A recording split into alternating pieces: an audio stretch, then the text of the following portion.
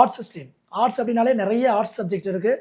So நமக்கு history இருக்குது, geography இருக்குது. Like commerce, economics, accountancy, history படிப்பாங்க. இல்லை ஹிஸ்ட்ரி, ஜியாகிரஃபி, பொலிட்டிக்கல் சயின்ஸ் அந்த குரூப் எடுத்து படிப்பாங்க. ஸோ இது மாதிரி படிக்கிறவங்க, ஆர்ட்ஸ் சைடு போகிறவங்க என்னென்னா ஆர்ட்ஸுக்குன்னே ஒரு பெரிய டிமாண்ட் இப்போ கிரியேட் ஆகிட்டு இருக்குது. ஏன்னா ஆர்ட்ஸ் அப்படின்னாலே ஹியூமனிட்டி. இன்றைக்கி மனுஷன் நேசிக்கிற காலம் குறைஞ்சிருச்சு. அப்படிங்கிறப்போ ஆர்ட்ஸ் படிக்கிறவங்களுக்கு ஏகப்பட்ட ஆப்பர்ச்சுனிட்டிஸ் பின்னாடி நிறைய இருக்கும். ஸோ ஹிஸ்ட்ரி அதே மாதிரி நிறைய கவர்மெண்ட் எக்ஸாம்ஸ் பார்த்தோன்னா யூபிஎஸ்சி இது மாதிரி நிறைய எக்ஸாம்ஸ் எழுதுறவங்க பார்த்தீங்கன்னா நிறைய பேர் ஆர்ட்ஸ் படித்தவங்கள தான் இருப்பாங்க. ஸோ ஆர்ட்ஸுக்கு அதுக்குன்னு தன ஃபீச்சர்ஸ் இருக்குது.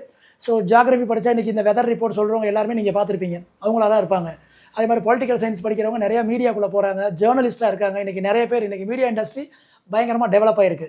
ஸோ அது மாதிரி அதுக்குள்ளே நிறைய போகலாம். ஸோ அதுக்கு இந்த courses like geography, political science and history இந்த மாதிரி குரூப் எடுத்து படிக்கலாம். ஸோ ஆர்ட்ஸுக்குன்னே நம்ம அது போக பிஏ எக்கனாமிக்ஸ் படிக்கலாம். ஸோ எக்கனாமிக்ஸ் இன்றைக்கி எக்கனாமிக்ஸ் பார்த்தீங்கன்னா இன்றைக்கி ஏகப்பட்ட பேர் இன்றைக்கி அதெல்லாம் நிறைய டிமாண்ட் இருக்குது. இந்த மாதிரி கோர்சஸ் நிறைய படிக்க முடியும்.